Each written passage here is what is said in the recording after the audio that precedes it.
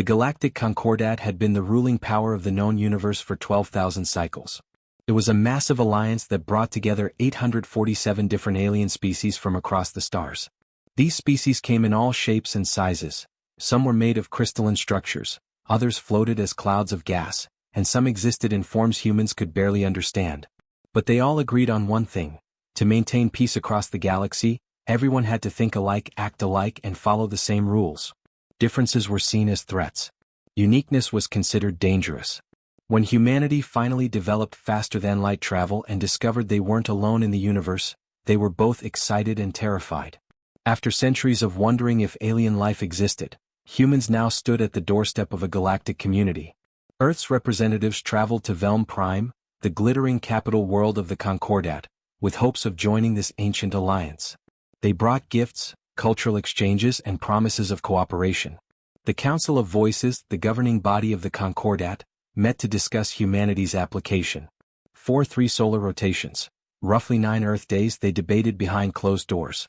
Human diplomats waited anxiously, believing that surely the Council would see the value in adding humanity to their ranks. Humans had survived ice ages, world wars, and near-extinction events.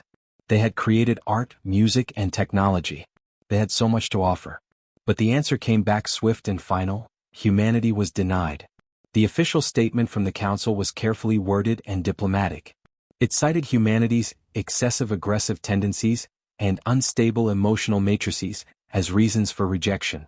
In formal language, they explained that humans showed too much variation in behavior, too much unpredictability in their responses to situations. The Council claimed that humans might disrupt the carefully maintained balance of the Concordat. But that was just the public explanation. Behind the scenes, in the private chambers and crystalline halls of Velm Prime, the real reason was whispered among Council members. Humans were too creative. They asked too many questions. They didn't accept things just because that's how it's always been done. When presented with a problem, humans would find 10 different solutions, while most Concordat species would find one approved method and stick to it forever. This creativity, this drive to innovate and explore and push boundaries, this was what truly frightened the ancient alien civilizations. Supreme Arbiter Theron, one of the oldest and most powerful beings in the Concordat, saw humanity as an existential threat. Theron existed as pure energy, contained within a shimmering force field that served as a body. Having witnessed the rise and fall of countless civilizations, Theron had developed a simple philosophy: problems should be eliminated before they could grow. And humanity, in Theron's view, was a problem that would only get worse with time. So Theron proposed something that the Concordat had rarely done in its long history: a preemptive strike. Not a warning, not a quarantine, but complete and total extermination. Theron called it a mercy killing, removing humanity before they could spread their chaos and unpredictability throughout the galaxy. It would be quick, efficient, and, in Theron's view, necessary for the greater good of all other species. The vote was called. Out of 847 member species, 731 voted in favor of the purge. Only 116 species objected, arguing that genocide was never justified, no matter the perceived threat. But they were outvoted and their protests were recorded and ignored. The purge began on a Tuesday, Earth Standard Time. Humanity had no warning. One moment, life was continuing as normal across Earth and its colonies. Children were going to school, people were working their jobs, families were sitting down to dinner. The next moment, the sky filled with ships. Massive Concordat warships appeared above every major human world simultaneously. They materialized out of faster-than-light travel directly into Earth's orbit, above the red sands of Mars, around Luna's gray surface, and over every one of the 63 colony worlds that humans had established across 4 star systems. These weren't exploration vessels or diplomatic ships. These were weapons of war carrying enough firepower to crack planets in half. The attack was overwhelming and merciless. Antimatter weapons rained down on major cities, turning concrete and steel into glass and vapor. The temperature was so intense that entire metropolitan areas were simply erased, leaving nothing but smooth, glassy craters where millions had lived moments before. Orbital bombardment cannons fired round after round, targeting tectonic fault lines and causing earthquakes that tore continents apart. Volcanoes that had been dormant for thousands of years suddenly erupted as the planet's crust was deliberately destabilized. But the physical destruction was only part of the attack. The Concordat also deployed biological weapons specifically designed to target human DNA. Engineered viruses were released into the atmospheres of every human world, spreading on the wind and infecting anyone who breathed. These weren't natural diseases. They were weapons crafted by species with millions of years of advanced biological knowledge.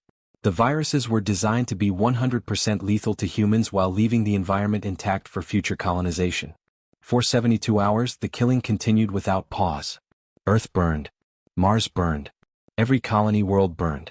Communication networks went dark. Emergency broadcasts cut to static. Distress signals went unanswered because there was no one left to answer them. When the Concordat fleet finally withdrew, 15 billion humans were dead. The cradle of humanity was a smoking ruin. The dream of spreading among the stars had become a nightmare of extinction. But the Concordat had made a critical mistake. They had assumed their intelligence was perfect, their weapon systems flawless. They believed they had killed every last human. But 300 million people survived. A tiny fraction of humanity's former population, scattered across the furthest reaches of human space. Some were on remote mining outposts in asteroid belts, places too small and insignificant for the Concordat to bother targeting. Others were on generation ships that had left Earth decades earlier, traveling to distant stars and still years away from their destinations.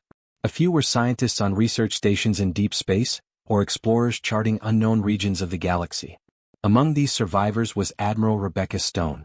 She commanded the Prometheus, an exploration vessel that had been surveying the outer edges of the Oort cloud when the attack began. From that distant vantage point, she watched through her ship's sensors as Earth died. She saw the flashes of antimatter detonations, watched the spreading clouds of debris, and read the final desperate messages from the surface until they abruptly stopped. Her crew expected her to break down, to scream or cry or collapse under the weight of what they were witnessing. But Rebecca Stone did none of those things. Her face remained calm, almost expressionless. Her hands didn't shake. Her voice didn't waver when she gave her next order. She told her crew to begin cataloging everything they knew about the Concordat. Every ship type, every weapon system, every member species and their homeworlds. And then she simply began to plan. 5 years had passed since the genocide and the Galactic Concordat had moved on. To them, humanity was ancient history, a problem solved, a threat eliminated, a footnote in their vast records. The official files classified the human extermination as successfully remediated, using cold, bureaucratic language to describe the murder of 15 billion people. The Council of Voices had already shifted their attention to other matters.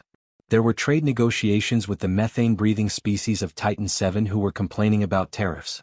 There were plans for territorial expansion into the Sagittarius Arm, where rich mineral deposits had been discovered. The council members discussed profit margins and border disputes, completely confident that humanity was nothing more than ash and memory. They couldn't have been more wrong. The first sign that something was terribly wrong came from a supply depot near the Horsehead Nebula.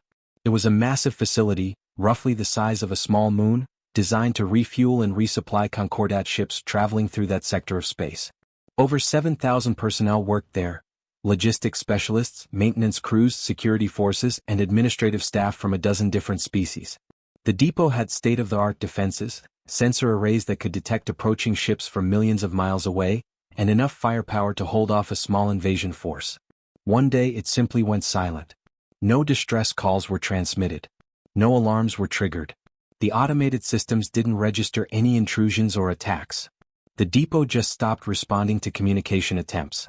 When a Concordat investigation team arrived 2 days later, they found the facility completely empty.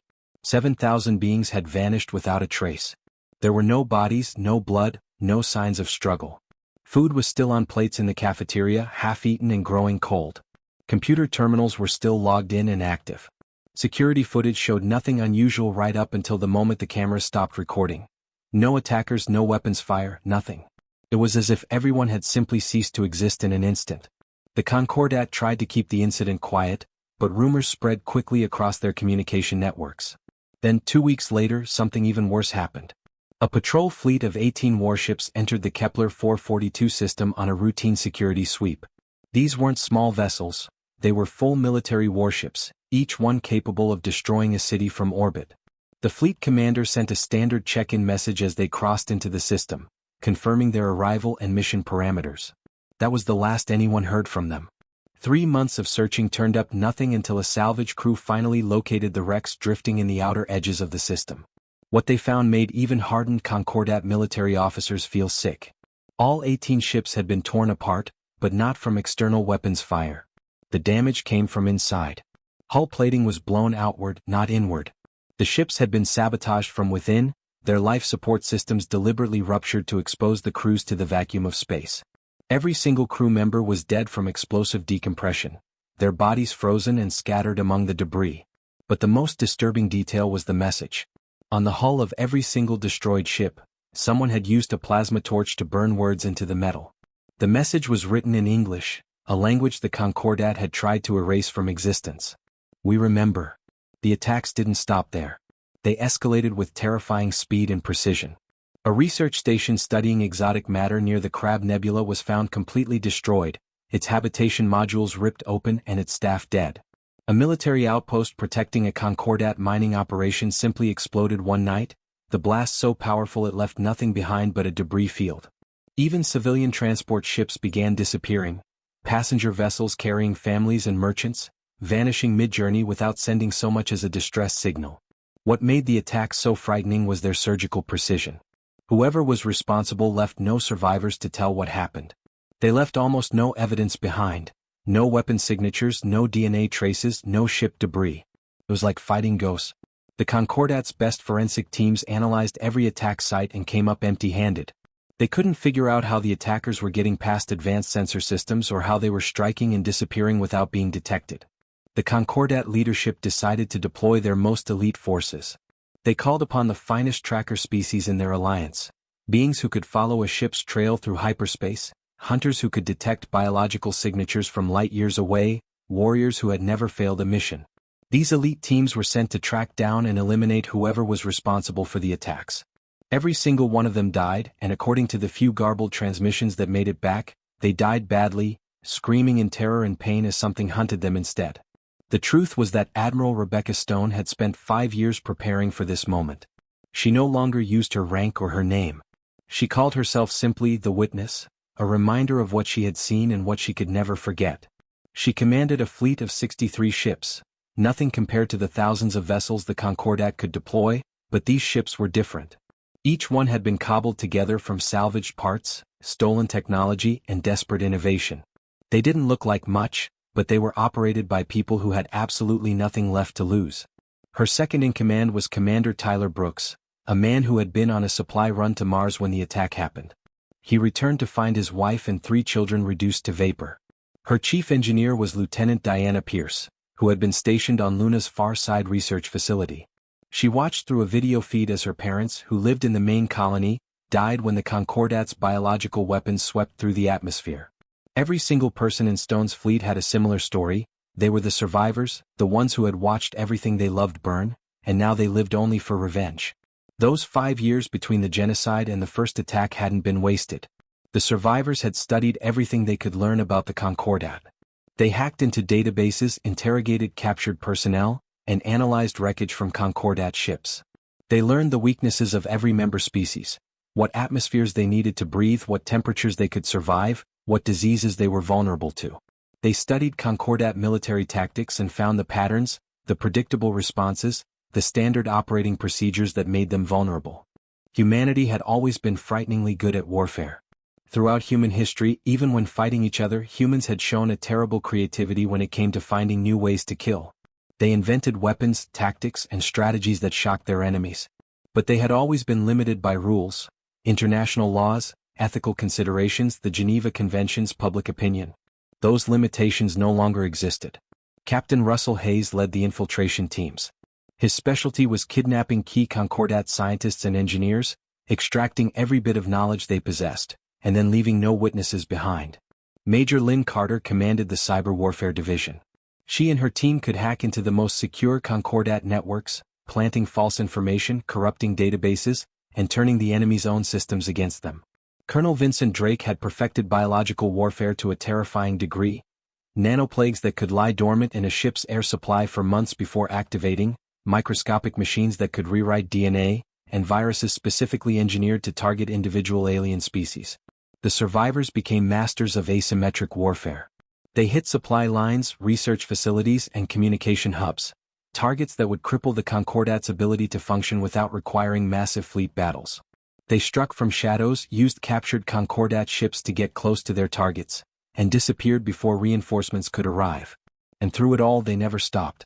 While the Concordat species needed rest, needed to rotate troops, needed time to recover and resupply, the human survivors just kept coming. They operated on rage and grief, emotions so powerful they seemed to transcend normal human limitations. Sleep deprivation, hunger, exhaustion, none of it mattered anymore. They had become something more than human, something shaped entirely by loss and the burning need for vengeance. The message was clear: humanity remembered. And they would make the galaxy remember too. The Galactic Concordat finally realized the full magnitude of their mistake at a place that would become known throughout the galaxy as Terminus Gate.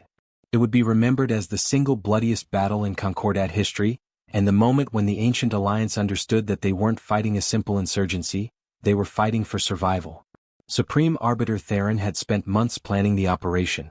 The attacks on Concordat facilities had continued relentlessly, and public confidence in the government was beginning to crack. Member species were demanding action, asking why their mighty alliance couldn't stop a handful of human survivors.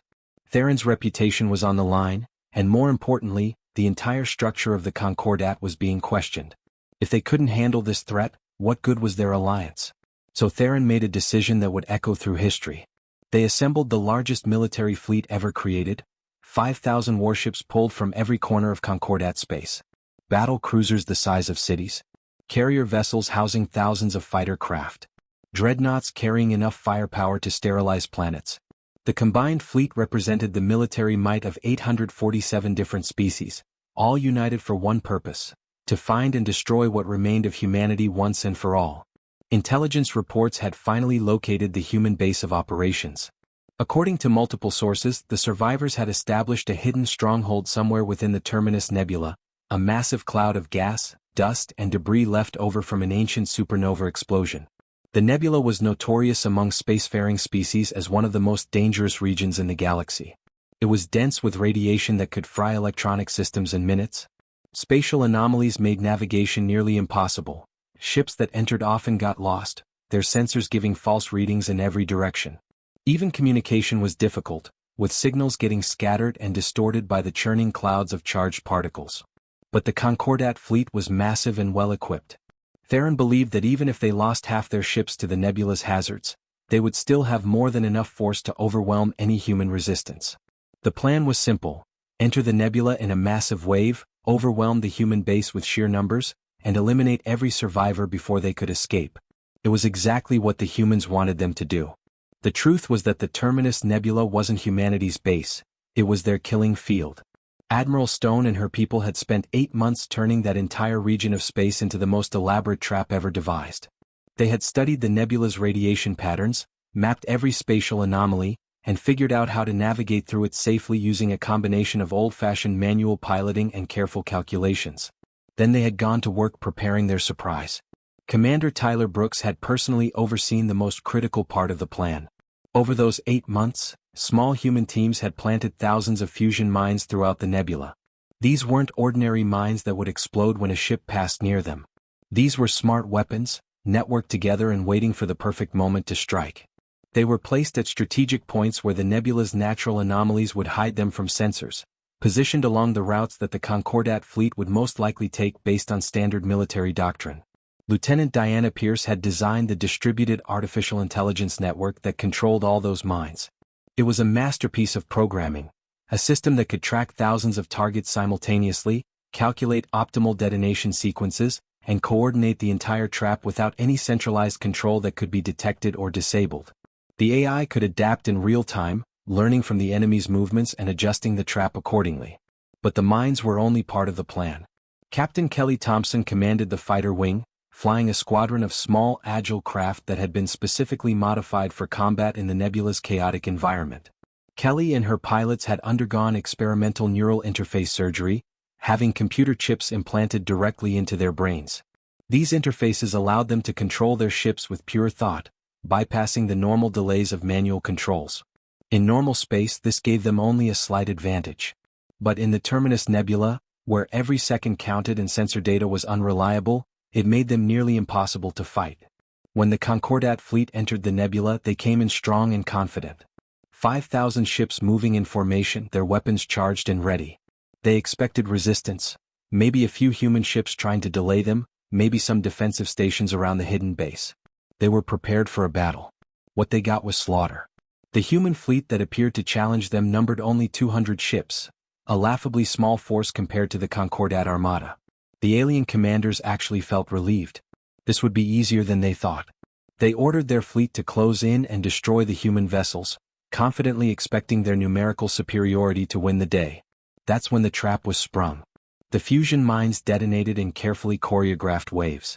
The first explosions weren't meant to destroy ships. They were meant to push them into specific areas, herding the massive fleet into kill zones. Ships that tried to escape the blasts found themselves driven toward spatial anomalies that tore them apart or into radiation zones that cooked their crews alive. The Concordat fleet's formation, which had seemed so strong and organized, became their weakness as ships crashed into each other trying to avoid the explosions. Kelly Thompson's fighter wings struck like ghosts, appearing out of the nebulous clouds, launching their weapons and disappearing before return fire could find them. Their neural interfaces let them fly through conditions that would have been suicide for any normal pilot, weaving between debris fields and radiation storms with inhuman precision. They targeted the Concordat command ships specifically, destroying the vessels, coordinating the fleet's response and throwing the entire armada into chaos.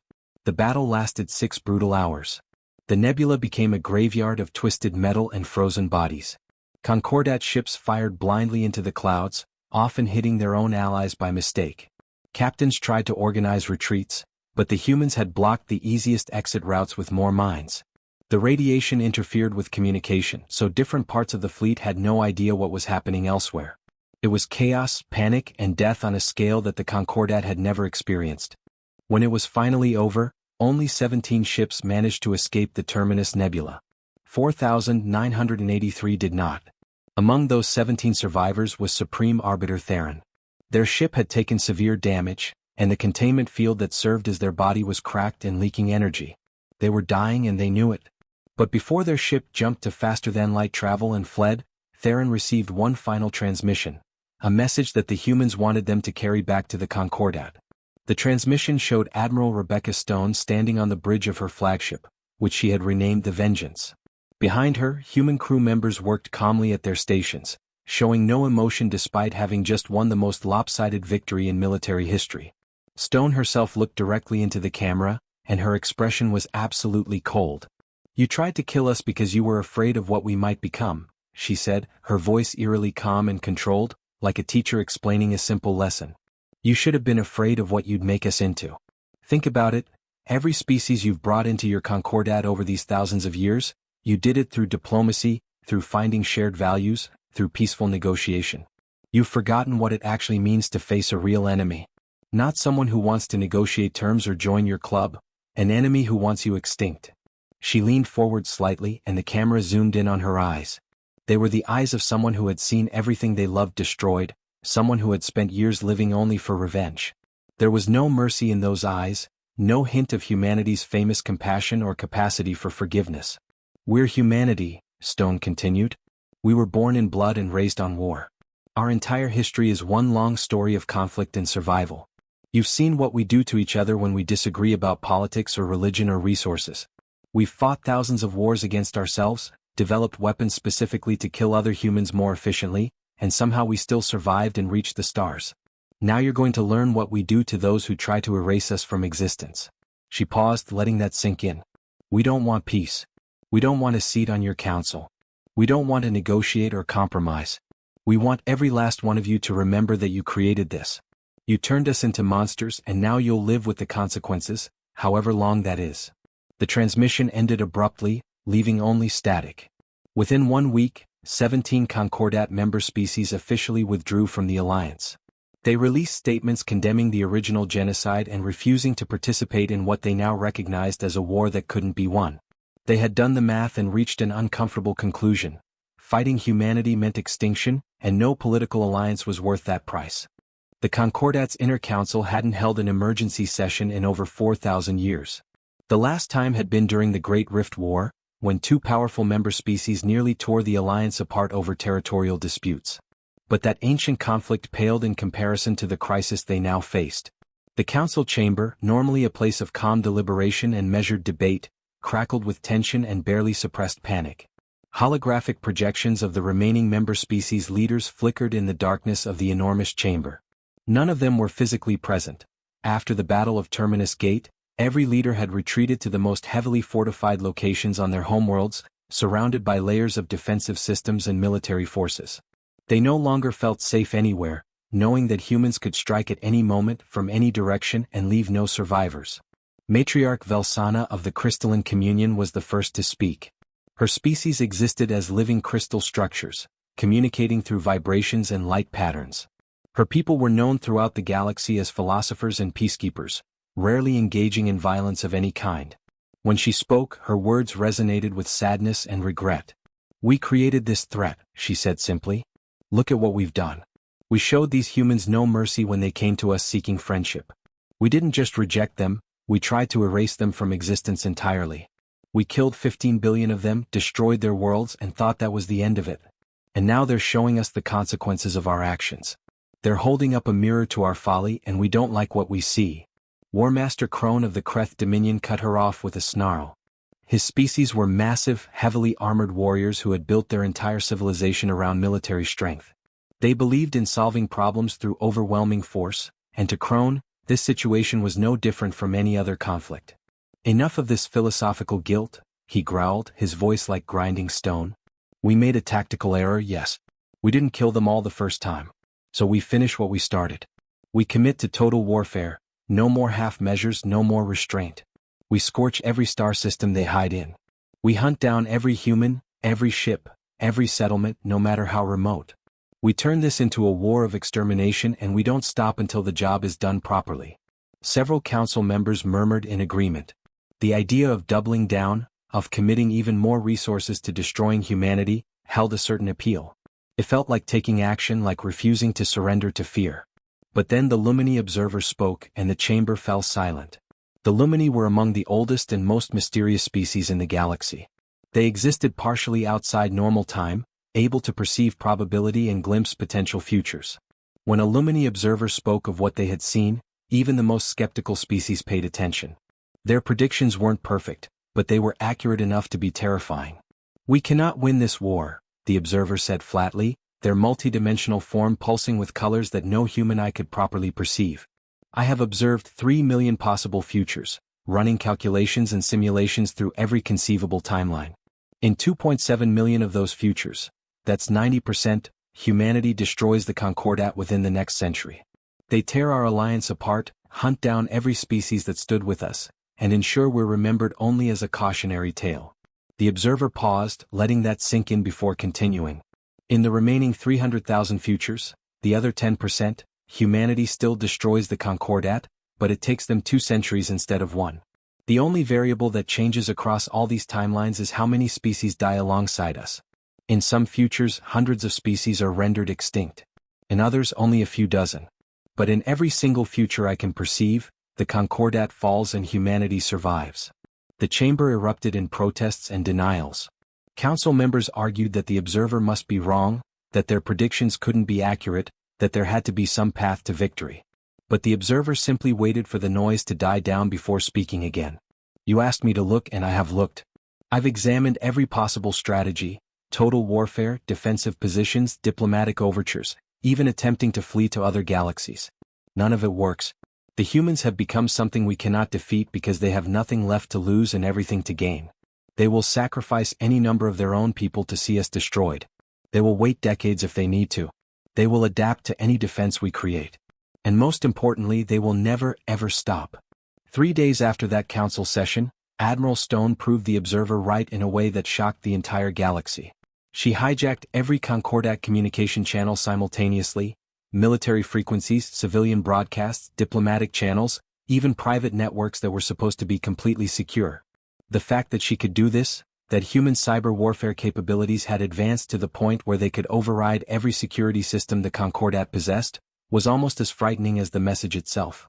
Stone appeared on billions of screens across thousands of worlds, speaking directly to every member of the Concordat Alliance. "Your observer is wrong about one thing," she began, and there was something almost amused in her voice. "They say you can't win this war. That's true. But they're wrong about your options. You do have a choice, and I'm going to offer it to you right now." She leaned back in her chair, looking relaxed and confident. "Every species that withdraws from the Concordat and officially recognizes what was done to us as genocide will be spared.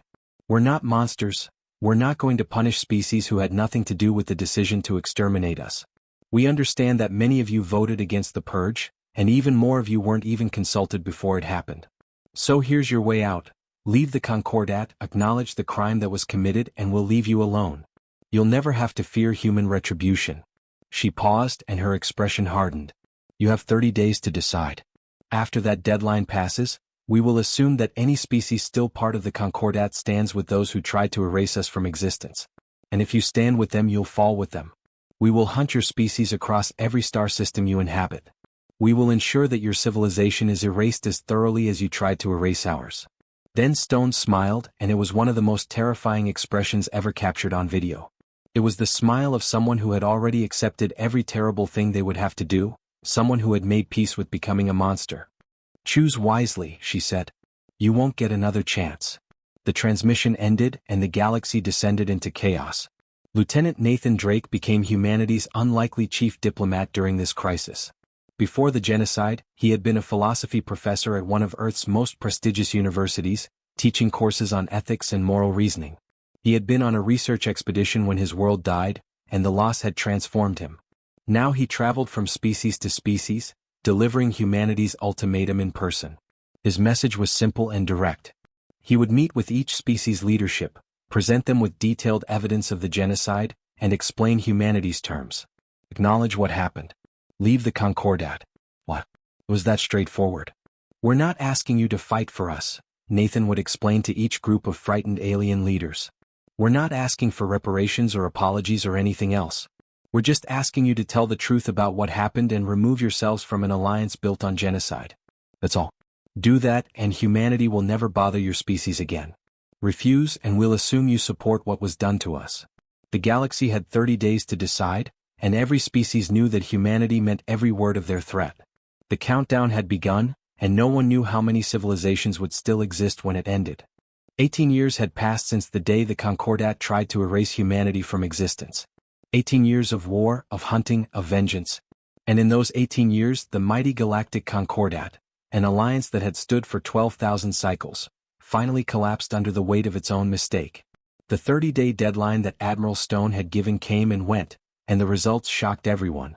312 species chose to withdraw from the Concordat.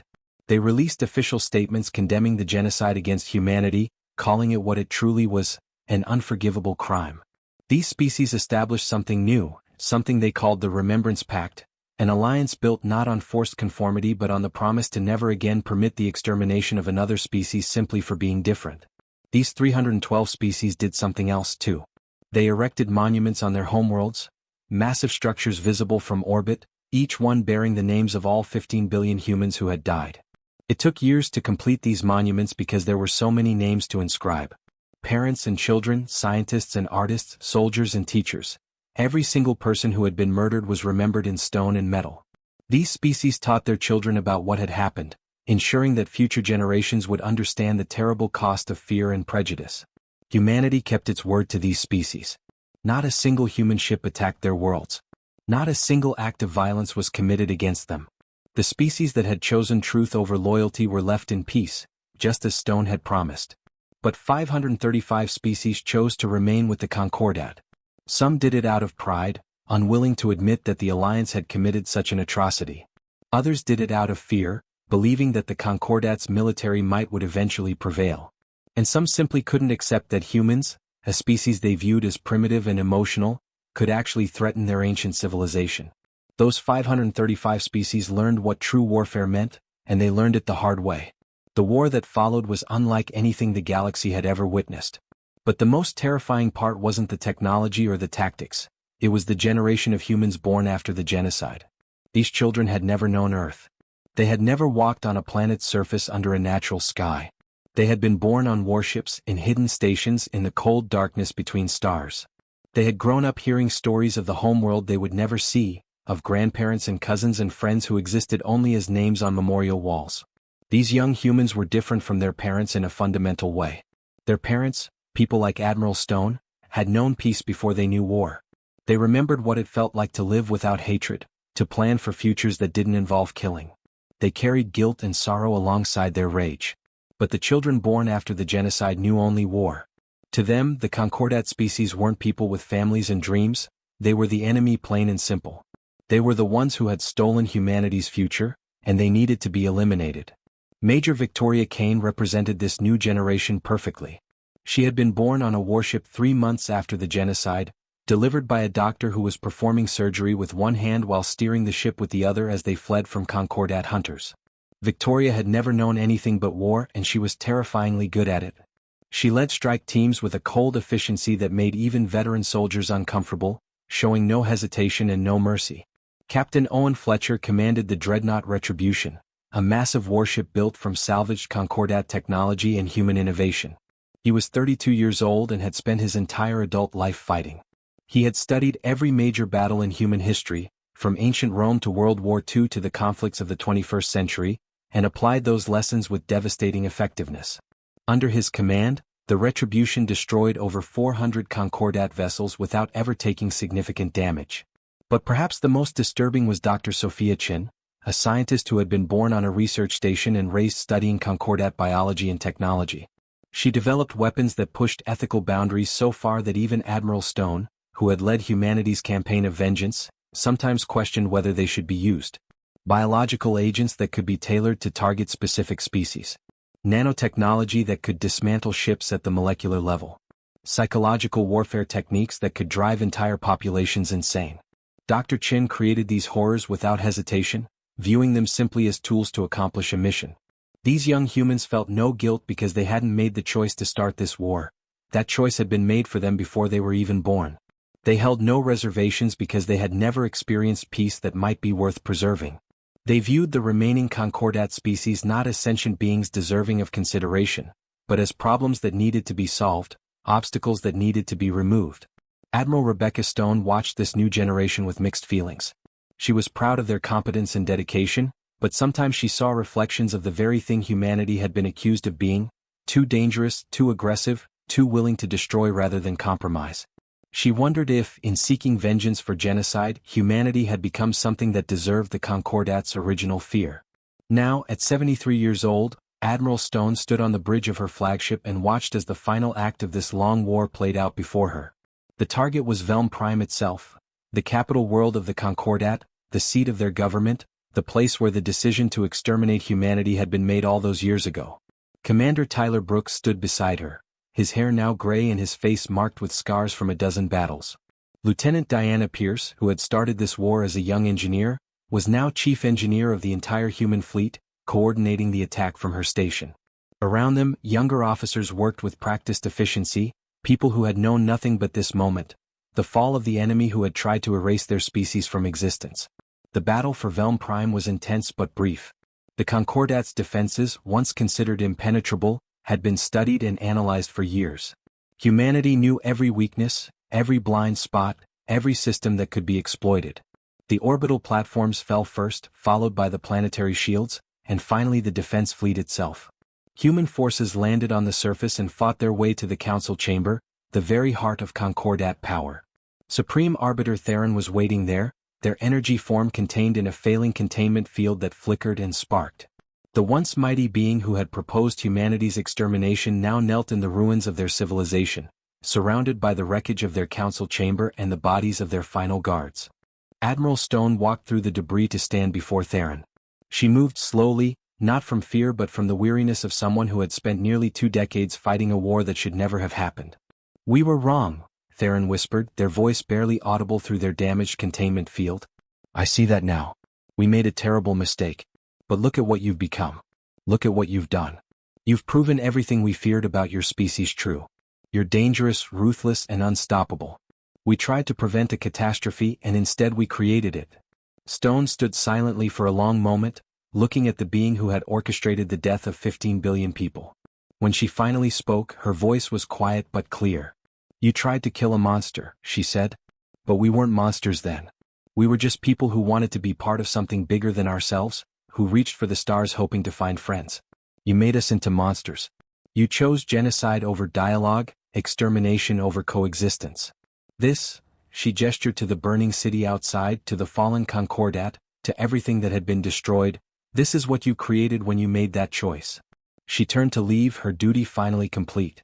But she paused at the chamber's entrance and looked back one final time.